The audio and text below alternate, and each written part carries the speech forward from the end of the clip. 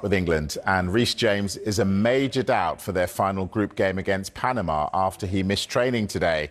James, who is the only player not at team training, will continue to follow an individual training programme. Declan Rice was back in training, though, after he suffered that dead calf against Ghana. It's unclear whether he'll start against Panama, given the injury, and also because he's a yellow card away from a suspension. Now, one of the big selection dilemmas for Thomas Tuchel is who will play in attack on the left.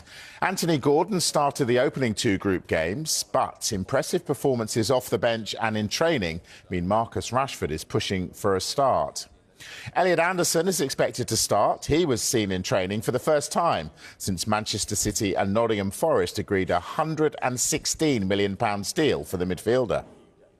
We knew that Reece James had a little niggle in the back of his hamstring towards the end of that game against Ghana on Tuesday night. And so, look, if there was any doubt over him, I think Thomas Tuchel was never going to risk him.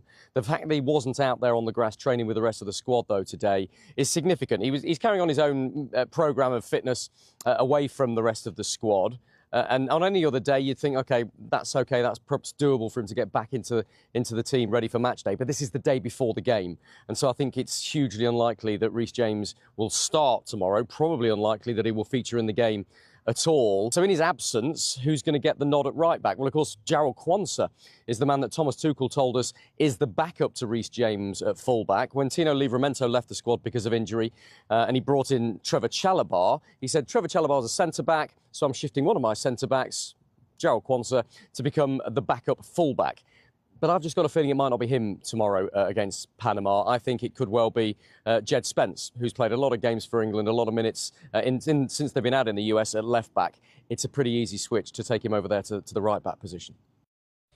Well, England will be looking to bounce back from that frustrating goalless draw with Ghana, where they struggled to break down a low defensive block. Jamie Carragher believes the reason behind England's lack of a cutting edge is that their attacking options are all too similar. He thinks Thomas Tuchel should have picked Cole Palmer in his squad.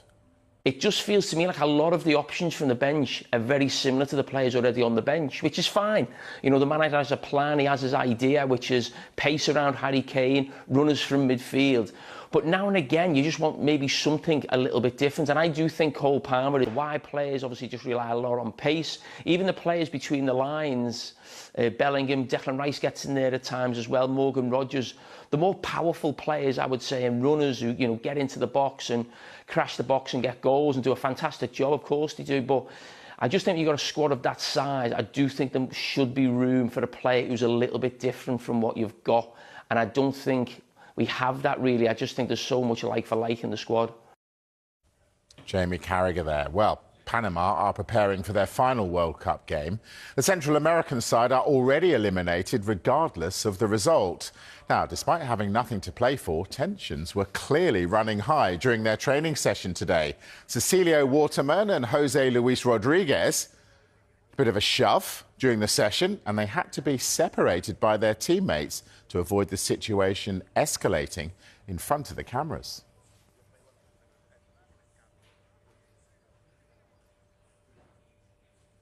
Scotland's hopes of reaching the knockout stage for the first time are hanging by a thread. Steve Clarke's side lost their last two group games, which means their fate is now out of their hands. Our reporter Luke Shanley is out in Charlotte at Scotland's training base. Well, Scotland are just playing the waiting game now. They need 4 of the following 6 results to go in their favour. And if you check out this list of permutations, you will see, well, Senegal and Iraq, that one's about to kick off. Ideally a draw there, or Iraq to beat Senegal by no more than 2 goals. Elsewhere tonight, you want Uruguay to lose to Spain and Iran to lose to Egypt. And then on Saturday in England's group, Croatia, well, if you need them to lose by at least 3 goals to Ghana, that will be difficult. DR Congo and Uzbekistan, maybe a draw ideally, or Uzbekistan to win by no more than 3 goals. And then the Austria-Algeria game, that one, I mean, both teams can go through with a draw, so a draw suits them, but I'm not saying that's going to happen. But of course, Scotland would then need Algeria to either lose by 2 or more, or Austria to be beaten by 4 goals. Very, very difficult for Scotland. But what will set the tone tonight is that Senegal-Iraq game that's going to kick off shortly But Scotland know that they are really looking for a big bit of luck now, because it is out of their hands. And had they been able to even maybe score a couple more goals, it might have been different in the other games, even in the win against Haiti, even consolation goals against Brazil.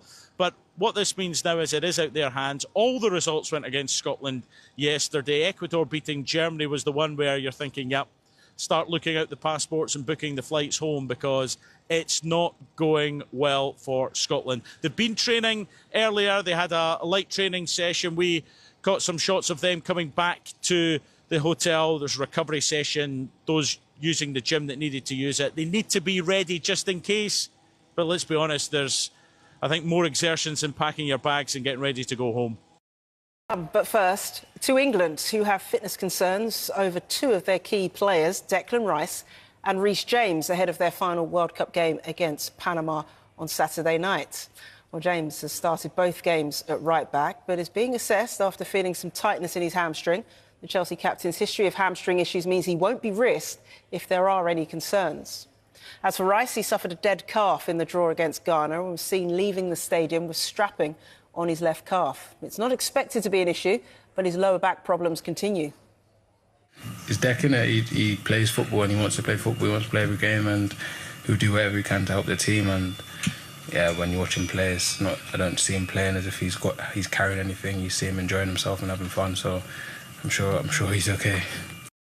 After the first game, when he was substituted, when we were only one goal up, we were 3-2 up against Croatia, and he came off after 60-odd minutes, and Thomas Tuchel brought him off. I was worried then, and I said, to be fair, pretty quickly after that game, Declan Rice doesn't come off. Steven Gerrard doesn't come off for Liverpool. Roy Keane doesn't come off for Manchester United. Patrick Vieira doesn't come off for Arsenal. When you're 3-2 up in the first game of a World Cup, they only come off if there is a problem. So I never bought into this. It was, we're managing his minutes, we're looking after him. I think Declan Rice has got a little bit of discomfort there. From my experience of being a player and knowing that these players are the ever-presents, they're the constants, they're the ones that everybody looks up to. But generally, I was worried after that first game. I'm equally as worried now because, to be fair, Declan Rice, probably Pickford and Kane are the three that we can't really replace like for like. The rest of the squad, I think there isn't that big a dip in quality if they're injured. But Declan Rice is a concern for me because he's so important to us. Yeah, so doubts over Rice and James. Thomas Tuchel has some selection issues to consider, doesn't he? England's goalless draw with Ghana led to Jamie Carragher suggesting that Tuchel may regret leaving Cole Palmer out of the squad. However, Abira Eza says he can provide the creative spark that England need. I don't know if other teams will play that way, because it's not easy to play that way. For 90 minutes, they've done an incredible job. But yeah, for sure, I think when you have a team that's sitting back and not really too interested in how much of the ball they have, it does suit attacking players to be in tight spaces, to be creative and to take risks, and yeah, that's something I'm good at. One of the things that people thought of that game against Ghana was that there was maybe a possibility of playing two number 10s rather than two midfielders who are a little bit deeper. Would you say that could work in games where you're going to have so much possession that someone like you or Morgan could easily play alongside Jude? Yeah, I think that's an option. It's something that the manager has spoken about before, so it's definitely something that we've got. But yeah, the manager chooses the team and they do so much research and analysis to find out what's the best way to attack an opponent. So yeah, trusting what they're doing and the way that they think, because at the end of the day, they're the ones that make the decision. Now, how about this? Eza was also asked about an apparent curse put on Harry Kane to stop him scoring against Ghana. It's been quite a fun story going around about a Ghanaian witch doctor putting a hex on Harry Kane to stop him scoring. I don't know whether that's been talked about in camp and whether you're relieved that he's lifted that at all. Are you aware of that? Do you believe in that? I don't believe in it. I just wondered whether it had been talked about in the dressing room and if you're relieved that he's lifted the hex now. Yeah, no, I'm not too interested in that type of conversation. Okay. It was a very calm and measured performance by Abere Eze in front of the England media pack, as he often is, actually. He seems a really calm guy, and he's very thoughtful about his answers before he delivers them. And he was asked about the fact that his wife is an intensive care nurse and whether that helps keep him grounded. And he said, yeah, I think it does. It's a reality check very often, he said. He also made it clear that he and virtually every other player in this England squad is ignoring the media and social media for this tournament. And so they didn't see some of the fallout from that disappointing 0-0 draw against Ghana on Tuesday. He did say, though, that this game against Panama tomorrow in New Jersey, England are treating like just any other game. They're not giving it any extra special importance or significance. That struck me, though, because it is a more important game for England. England need to match or better what Ghana do in their final game against Croatia if England are going to guarantee top spot in Group L. And with it, in theory, an easier route in the knockout stages, but also easier logistics as well.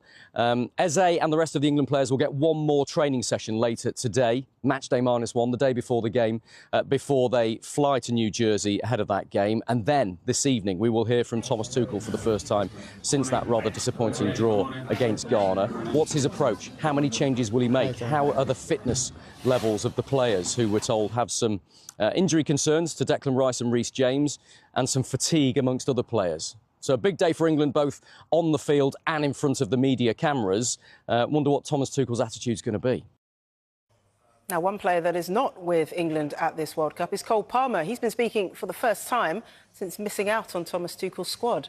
In a magazine interview with ID magazine, Palmer said, "This season hasn't been the best, but it is what it is. I'm not crying over a decision you can't change, and I hope the lads make it all the way. I'm going to relax this summer, rest for the first time in 3 or 4 years, before getting back to what I love." Oh, Luke's given it up already. Well, Norway play France this evening, with both sides' passage to the knockout stage already confirmed.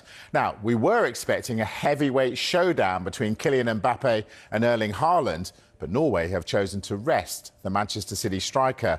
Well, in fact, Ståle Solbakken has made 10 changes from their last outing. So no Martin Ødegaard either, who's already got 2 assists in this World Cup to Haaland's 4 goals. But it means that Oscar Bob and Strand Larsen both get a run out this evening. So what about France?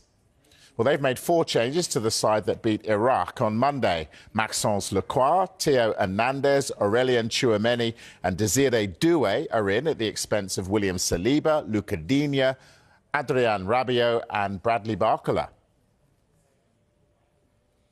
Elliot Anderson is on the way to becoming the most expensive British footballer of all time after Manchester City agreed a deal worth £116 million with Nottingham Forest for the England midfielder. Well, the deal will see City pay Forest a fixed fee of £116 million. Anderson has been given permission to have a medical, and talks are ongoing about when that will happen, given his involvement for England against Panama tomorrow.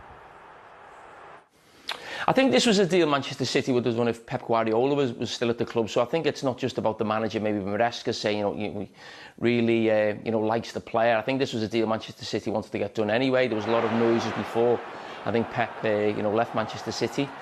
Who will he play with? I think they want to keep Rodri at the club. I think there's noises around him as well with Real Madrid. But when you think of Rodri and Bernardo Silva last season, in the second half of the season, they were fantastic as a midfield pair, especially in that Carabao Cup final against Arsenal.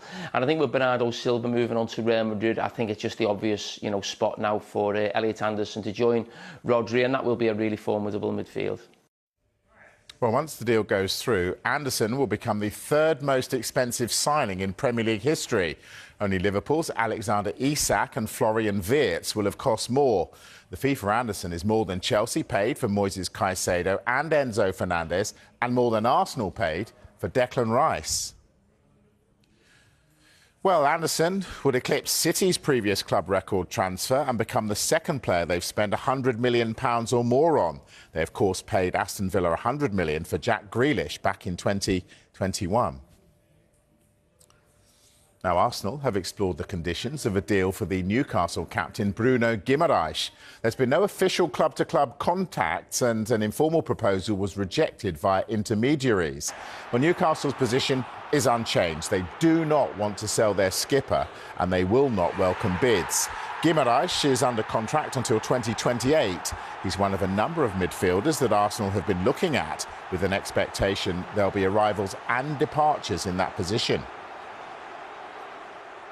He's a wonderful player. He's loved up there. Maybe he's getting a little bit frustrated seeing all his mates getting linked with moves or looking like they're going, and maybe he's put a story out, or him and his people have. I don't know, or maybe it is a genuine bid from Arsenal, and I can understand that.